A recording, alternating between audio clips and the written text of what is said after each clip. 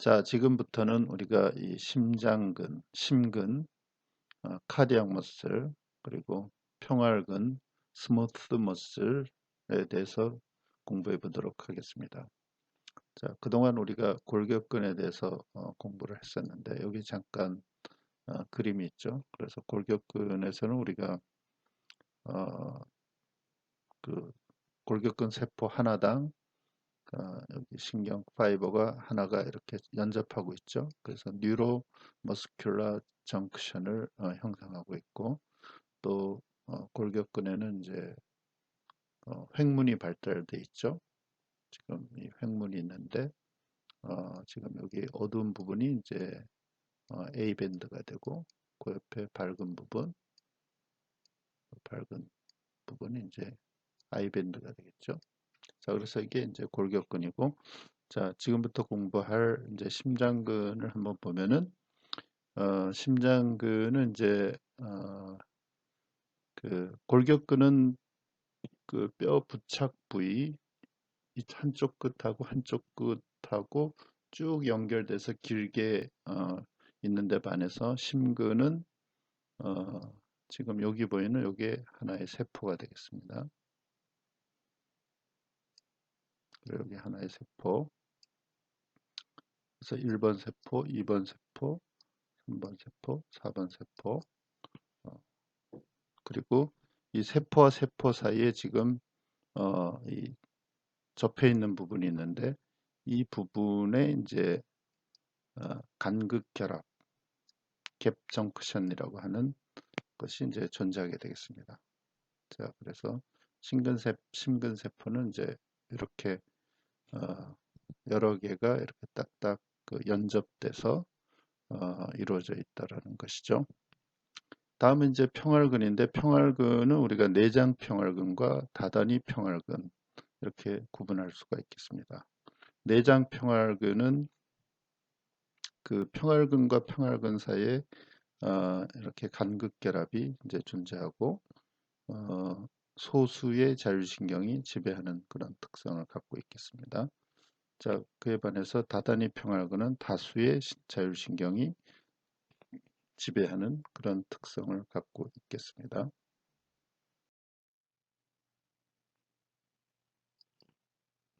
자, 먼저 심근에 대해서 한번 살펴보도록 하겠습니다.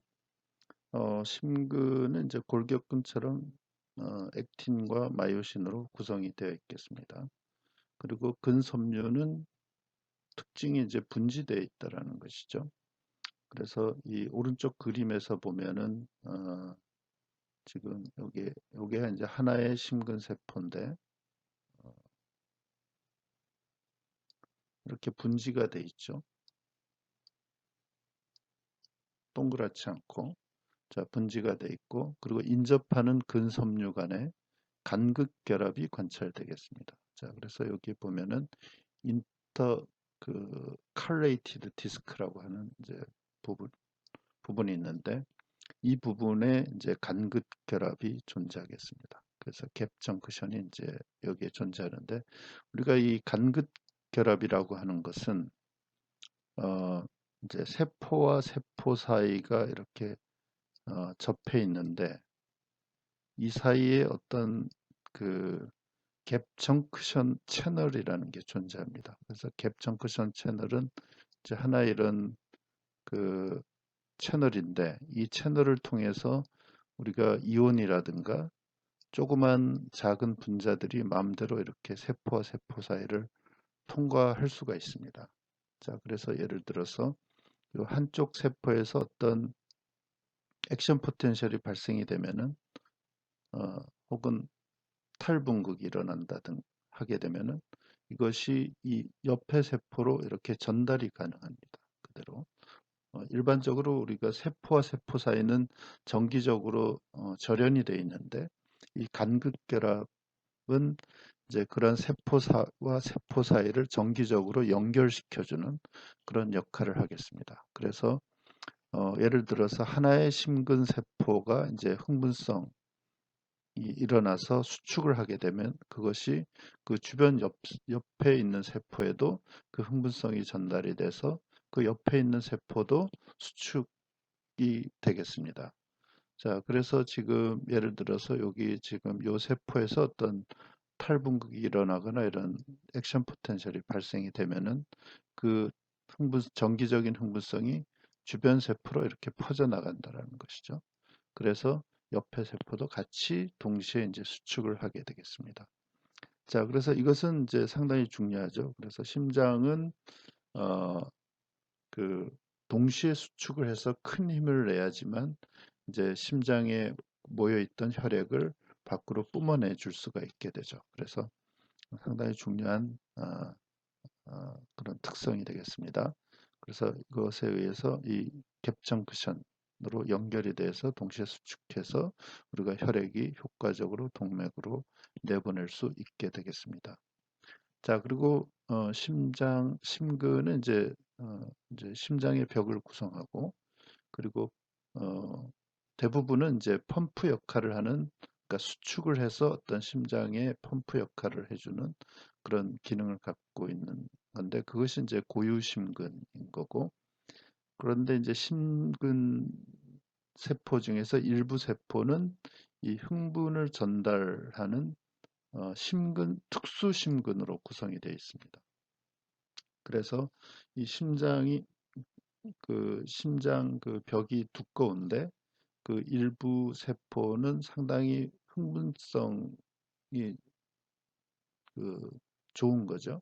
그래서 거의 그 신경과 같은 역할을 할 수가 있겠습니다. 그래서 좀 더 그 이 정기적인 흥분성이 좀 더 빨리 전달되게 해줄 수 있게 되는 거죠. 그래서 그런 것들을 우리가 특수심근이라고 하겠습니다. 그리고 이제 특수심근 중에 일부는 또한 그 자발적으로 탈분극하는 능력이 있어서 심장이 자동으로 이제 뛰게 해주는 거죠. 그래서 심장은 우리가 외부에서 어떤 자극이 없다 하더라도 이 특수심근의 그 일부 자발적으로 탈분극하는 그런 능력이 있는 특수심근에 의해서 이제 심장이 자동으로 뛰게 되겠습니다. 자, 이 오른쪽 그림에서 이제 그 심근 세포를 좀 더 자세하게 보여주는 그림인데 여기서 이제 우리가 번에 봤던 골격근 세포와 이제 비슷한 점과 차이점을 이제 확인할 수가 있겠습니다. 그래서 역시 그 액틴과 마이오신으로 구성된 파이브릴도 우리가 관찰할 수가 있고 미토콘드리아도 관찰할 수가 있고 어, 이 여기 보면 이제 그 T 시스템도 이제 마찬가지로 볼 수가 있죠. 그리고 그 파이브릴 액틴 마이오신을 둘러싸고 있는 우리가 그 칼슘 저장고 역할을 하는 사코플라스믹 레티큘럼 이런 것도 확인할 수가 있습니다. 자, 그리고 특수하게 이 심근에서 확인할 수 있는 인터컬레이티드 디스크가 또 여기 있겠습니다. 자, 그래서 지금 여기서는 지금 1번 심근세포, 2번 심근세포 바로 옆에 이렇게 있죠. 그래서 요 1번 심근세포와 2번 심근세포 사이 그 존재하는 인터컬레이티드 디스크 여기에 이제 갭 정크션이 존재한다라는 거죠. 이런 채널이 존재하게 되겠습니다. 그래서 1번과 2번 세포 사이에 그 정기적인 활성이 원활하게 어, 어, 전달되겠습니다. 자, 이어서 그러면 심근의 수축 특성에 대해서 한번 살펴보도록 하겠습니다. 자, 이 심근 세포, 그 카디악 머슬의 수축 특성은 바로 그 심근 세포의 어떤 정기적인 특성, 정기적인 활성 특성에 의해서 오기 때문에 우리가 먼저 정기적인 그 활성 중에서 이제 그 액션 포텐셜에 대해서 좀 자세하게 살펴보도록 하겠습니다. 자, 그래서 심근 세포는 이제 레스팅 멤브레인 포텐셜이 마이너스 90mV죠. 그래서 그 흥분되지 않은 안정한 상태에서는 마이너스 90mV를 이제 유지하게 되겠습니다. 자, 요 그림에서 여기죠. 자, 그리고 이제 활동 전에는 이제 지속 시간이 긴데, 보통 우리가 골격근에서는 어, 활동 전의 지속 시간이 이 골격근 세포에서는 2에서 4ms 정도 된다 그랬죠. 자, 그에 반해서 이 심근세포에서는 우리가 요 아래쪽에서 보면은 발생이 됐다가 쭉 원래대로 활동 전이가 발생된 다음에 원래대로 돌아오기까지 200ms 이상이 되는 거죠. 그래서 이렇게 활동 전이의 지속 시간이 길게 되겠습니다. 자, 그리고 이 활동 전이 즉 액션 포텐셜은 심근세포 중에서 우리가 아까 그 특수심근이 있다 그랬는데 특수심근에 해당되는 그 일종의 그 페이스메이커 티슈가 있는데 그 특수심근에 해당되는 그 심근세포 중에 이제 페이스메이커 티슈가 있는데 그 페이스메이커 티슈에서 발생이 되겠습니다. 이 페이스메이커 티슈는 이 안정막 전이가 마이너스 90으로 되어 있는 게 아니라 어, 이렇게 좀 언스테이블한 멤브레인 포텐셜을 갖고 있어서 안정막 전이가 이렇게 올라갔다 내려갔다 하는 이런 특성을 갖고 있습니다. 그래서 여기서 이제 이런 흥분성이 자동적으로 발생이 돼서 이제 그 활동 전이가 이제 발생이 되겠습니다. 자, 그래서 이 활동 전이를 좀 자세하게 보면은 활동 전이는 여기 보면은 네 가지의 이런 페이지로 구분을 할 수가 있겠습니다. 다섯 가지의 페이지죠. 그래서 제로 페이즈 1번, 2번, 3번, 4번 이렇게. 자, 그래서 이 액션 포텐셜에서는 우리가 중요한 게 예를 들어서 골격근 세포에서는 중요한 게 먼저 소디움 이온이 들어오면서 탈분극이 돼서 액션 포텐셜이 이제 유발이 되고 그리고 이어서 이 소디움 채널, 소디움 이온을 들어오게 하는 이 채널, 이 소디움 채널이죠. Na 채널.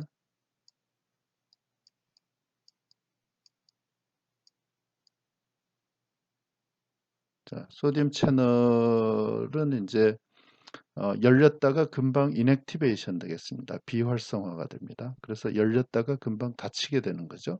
그래서 그런 특성을 갖고 있는 이제 게 소디움 채널인데, 그래서 처음에 소디움 채널이 들어오면서 어, 탈분극이 급격하게 일어나고 그 이후에 이제 좀 천천히 이 포타슘 채널이 열리게 되는 거죠. 이것이 이제 포타슘 채널, K 채널.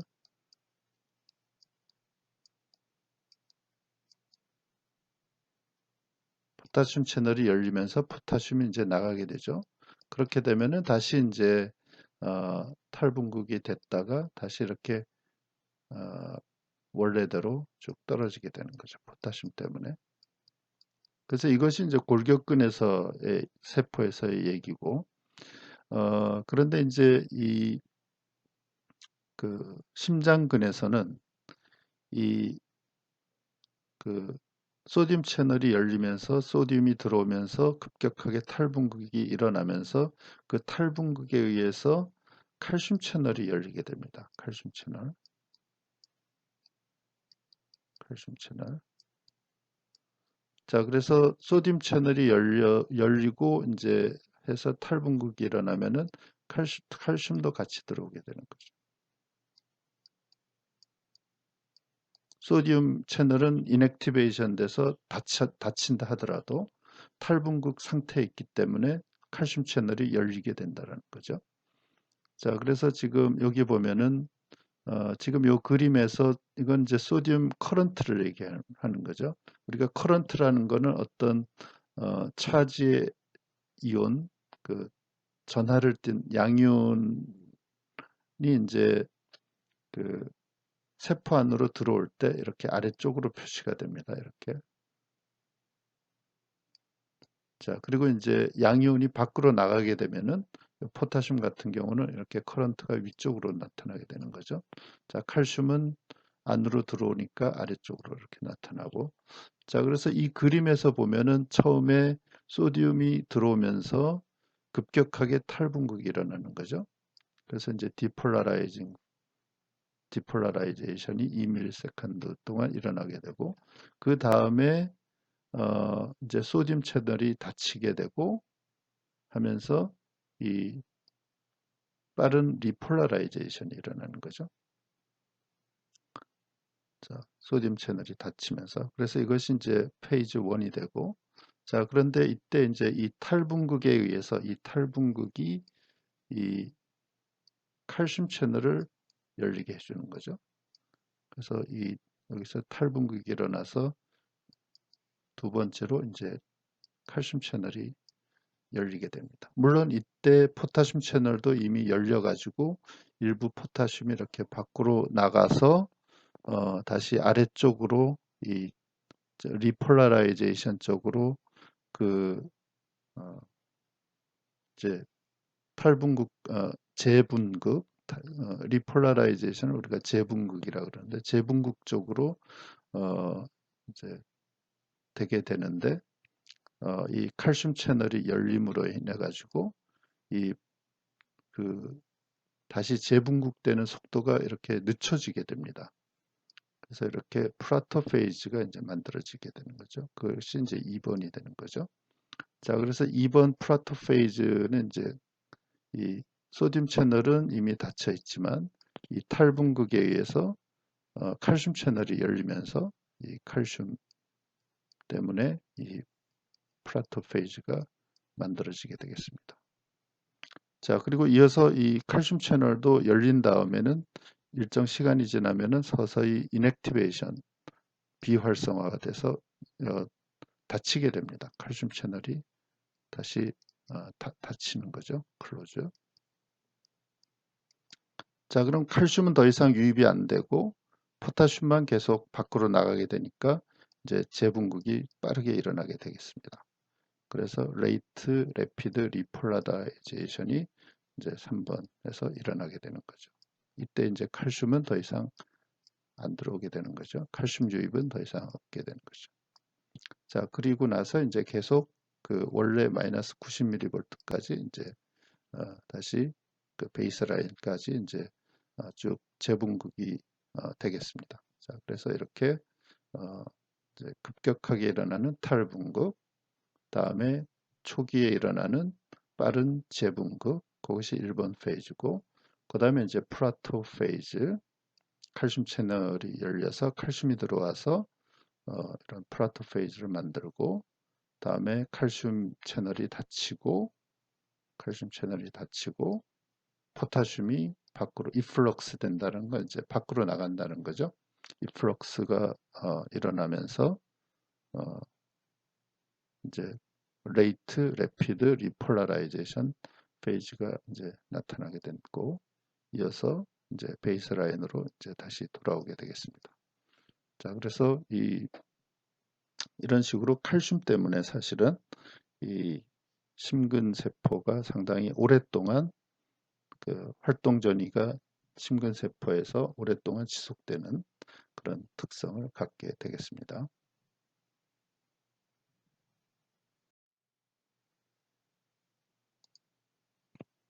자, 그러면 이제 이어서 우리가 이 심근세포의 정기적 활성을 표현하는 이 활동전이, 이 활동전이가 이거죠. 이 활동전이와 이 활동전이 즉가 일어나면서 이어서 이제 심근세포가 수축을 하게 되죠.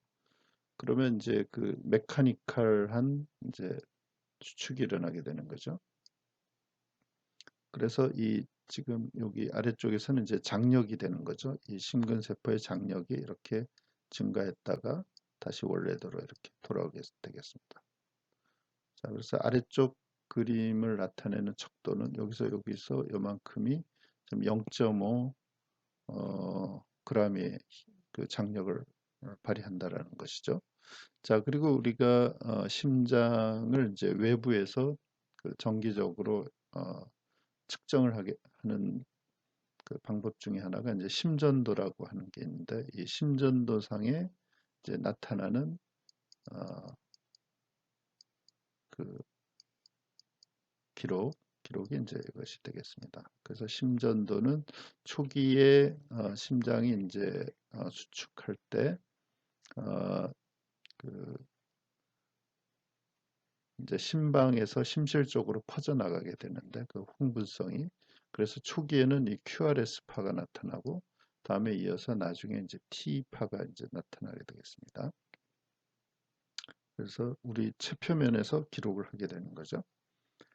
자, 그래서 이러한 이제 시간적으로 이런 관계가 있는 거죠. 그래서 여기서는 먼저 X 활동 전이와 이 심장의 수축만 한번 보면은 그 활동 전이가 이제 발생이 돼서 이제 200에서 지금 보면은 한 250ms 정도의 이 듀레이션을 갖고 있는 거죠. 활동 전이가. 자, 그런데 이 심장의 활동 전이는 이 초기에는 한 200ms까지는 ARP, Absolute Refractory Period를 갖게 됩니다. 그래서 절대적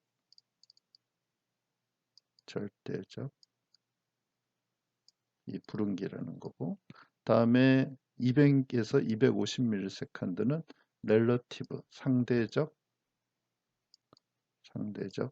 불응기를 갖게 되죠. 자, 그래서 절대적 불응기라는 거는 이 불응기 상태에서는 어떤 강한 그 자극이 온다 하더라도 활동 전이가 발생이 안 된다라는 것이죠.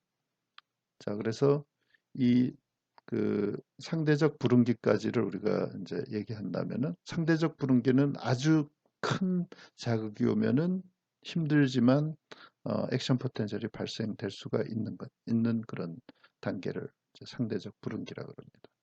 자, 그래서 어쨌든 250ms 이내에서는 심장 세포가 추가적으로 어떤 활동 전이가 발생이 잘 안 된다라고 한다면은 250ms 넘어서서 이제 어떤 그 그러니까 이 지점에서 뭔가 이렇게 활동 전이가 또 추가적으로 발생이 가능하다라는 거죠. 자, 그래서 활동 전이가 이렇게 처음에 뛰고 있을 때 여기에 추가적으로 뭔가 활동 전이가 이렇게 발생은 안 된다라는 거죠. 자, 그래서 우리가 심장이 보통 우리가 정상인의 경우에는 60에서 80번 정도 어, 뛰게 되죠.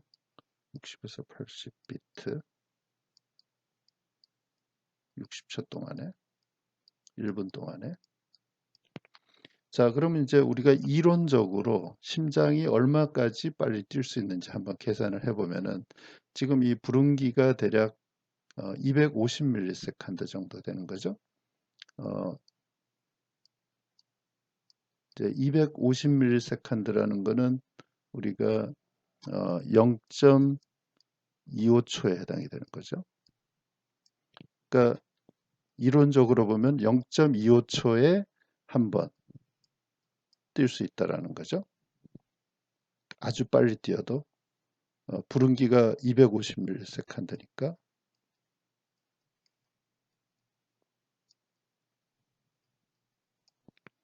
자, 그래서 250ms, 즉 0.25초에 한 번 뛸 수 있다라는 거니까. 자, 요거를 이제 우리가 환산을 해보면은 이게 1초가 되려면은 1초에는 4번이 뛸 수 있죠. 0.25초에 한 번. 맥시멈으로 우리가 심장이 뛸 때 맥시멈으로 0.25초에 한 번 뛸 수 있으니까 1초에는 4번이 뛸 수 있게 되는 거죠. 그럼 이거를 60초로 환산하게 되면은 즉 1분으로 환산을 하게 되면은 240번이 되는 거죠. 자, 그래서 우리가 이론적으로 심장은 그 1분에 240번 정도까지는 뛸 수 있다라는 거죠. 그 이상은 상당히 힘들다라는 거죠. 그래서 심장이 너무 과하게 그 뛰게 되면은 우리가 이 테타누스가 일어날 수가 있죠. 그래서 이 활동 전이의 만약에 지속 시간이 더 짧으면 짧을수록 그 부릉기 또한 또 짧게 되니까 그 심장의 수축 횟수가 이론적으로 훨씬 더 많이 뛸 수 있게 되는 거죠. 자, 그래서 이렇게 아무튼 이 지속 시간이 길고 그에 따라서 이 부릉기 상태가 또 길고 하기 때문에 심장이 240번 1분에 240번 이내로 뛸 수 있다는 거죠. 즉 그럼으로 인해서 이 심장이 테타닉 컨트랙션 강축이 일어나는 것을 방지할 수가 있게 되겠습니다.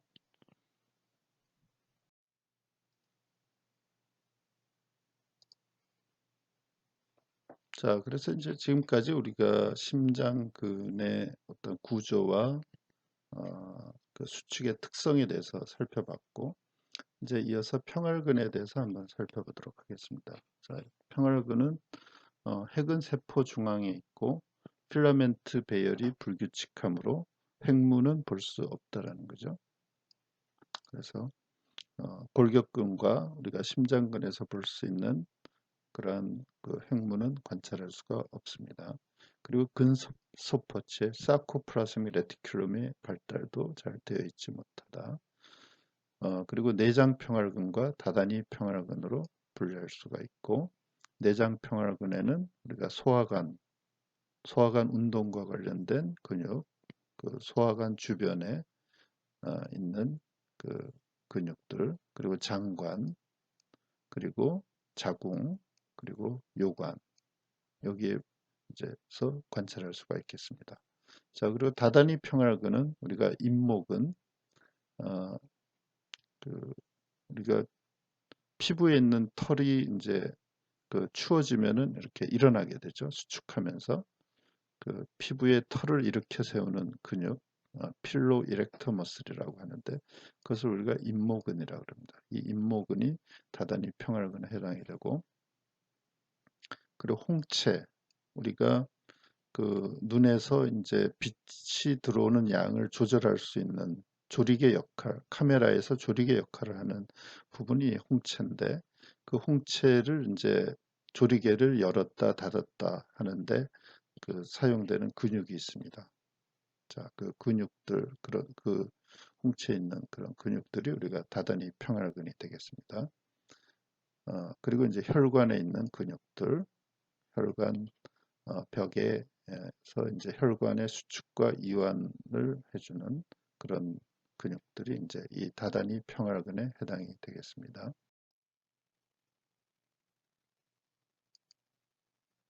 자, 그럼 평활근의 수축 특성에 대해서 살펴보도록 하겠습니다. 심근처럼 자동능을 가지며 평활근도 자동적으로 수축할 수가 있다는 거죠. 그리고 자율신경의 지배나 호르몬의 영향을 이제 받아서 빨리 수축하거나 느리게 수축하거나 이렇게 되겠습니다. 그리고 수축은 주로 세포 내 칼슘 농도의 상승으로 야기가 되며 유발이 되며 제어기구는 횡문과는 다르다라는 거죠. 그 수축을 그 칼슘 농도의 상승 그리고 다시 원래대로 되돌게 하는 그 것을 제어하는 기구는 횡문근과는 다르다라는 것이고 다음에 수축 속도는 골격근보다는 100배 느리지만 수축은 10배 정도 길게 지속이 된다. 그래서 이 평활근은 느리게 수축하지만 수축의 지속은 상당히 오랫동안 지속이 된다라는 것입니다. 그리고 심근처럼 이 간극결합, 갭 정크션에 의해서 인접한 세포와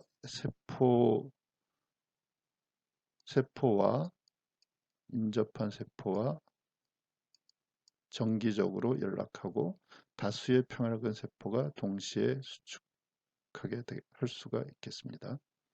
그리고 다다니 평활근에는 간극결합이 없고 주로 신경이 그 수축을 제어하게 되겠습니다. 그래서 평활근의 수축 특성은 이러한 특성들로 요약이 될 수가 있습니다.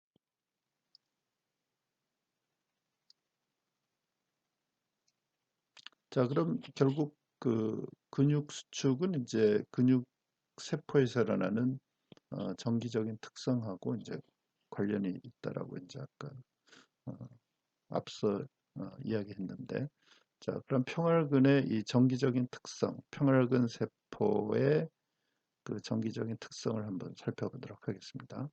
자, 여기에는 이제 세 가지 형태가 있는데, 먼저 스파이크 형태로 일어나는 정기적인 활성이 있고, 다음에 슬로우 웨이브, 그리고 스파이크 위드 플라토 이런 게 있습니다.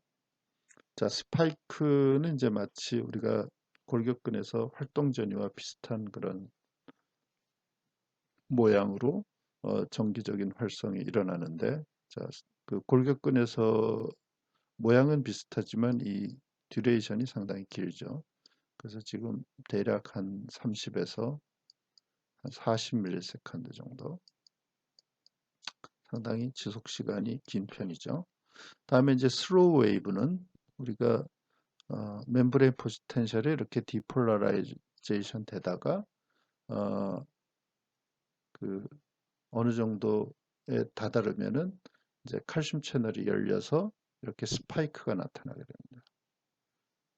그래서 슬로우 웨이브하고 이런 스파이크를 이제 관찰할 수 있는 형태가 있고, 또 스파이크 위드 플라토, 이거는 이제 심근세포와 비슷하긴 한데 모양이 이렇게 탈분극이 일어났다가 이제 바로 그 위에 그 스파이크 형태와 처럼 바로 재분극이 되는 게 아니고, 여기서는 바로 이렇게 재분극이 됐죠. 근데 여기서는 이제 그 심근세포에서처럼 플라토가 나타난다는 거죠. 그런 다음에 이제 재분극이 되겠습니다.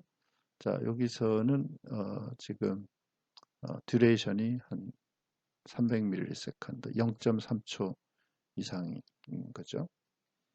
자, 그래서 여기에서 이제 그 채널하고 어떤 연관성이 있는지, 이런 정기적인 활성하고 한번 보면은 이제 디폴라라이징 페이즈는 우리가 볼티지 게이티드 칼슘 채널이 열리게 되겠습니다. 자, 그래서 우리가 심근세포나 골격근세포에서는 먼저 소디움 채널이 열려서 나트륨 이온이 이제 들어오면서 어, 탈분극이 일어나는데, 이 평활근에서는 바로 이 칼슘이 이제 탈분극을 유발한다는 거죠. 그래서 이 칼슘 채널이 이제 열려서 칼슘 채널이 들어오고, 그리고 나서 이제 여기서 탈분극이 일어나는 거죠. 탈분극. 탈분극이 일어나면은 이 탈분극에 의해서 추가적으로 더 많은 칼슘, 볼티지 게이티드 칼슘 채널이 이제 열리게 되는 거죠.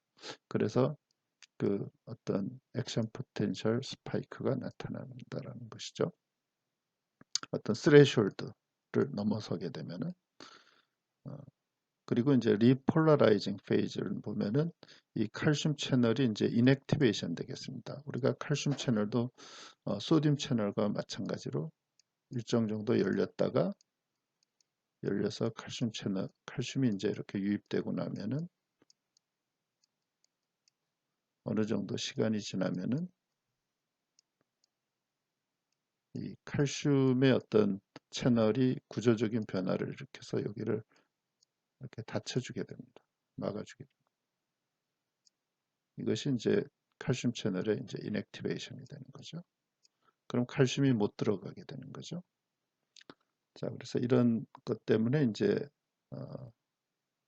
이 이후에는 이제 더 이상 칼슘이 못 들어오고, 그래서 칼슘은 세포 내로 유입이 안 되고, 그리고 이 볼티지 게이티드 혹은 칼슘에 의해서 액티베이션 되는 칼슘 액티베이티드 포타슘 채널이 이제 활성화가 됩니다. 그래서 여기 포타슘 채널이 이제 열리게 되는 거죠. 이거 이제 포타슘 채널이 열리게 되는데, 열리게 된 포타슘은 세포 안에 많으니까 포타슘 채널이 열리면 포타슘은 밖으로 나가게 되죠. 그래서 양이온이 세포 밖으로 나가게 되면은 이제 이 리폴라라이제이션이 일어나게 된다는 것이죠.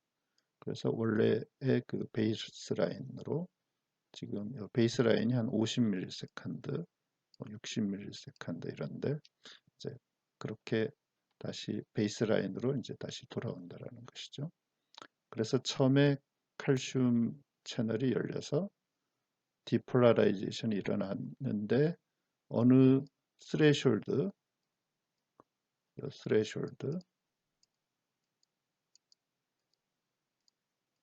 어떤 스레숄드 레벨로 넘어서게 되면 이제 스파이크가 이렇게 나타나는 거죠.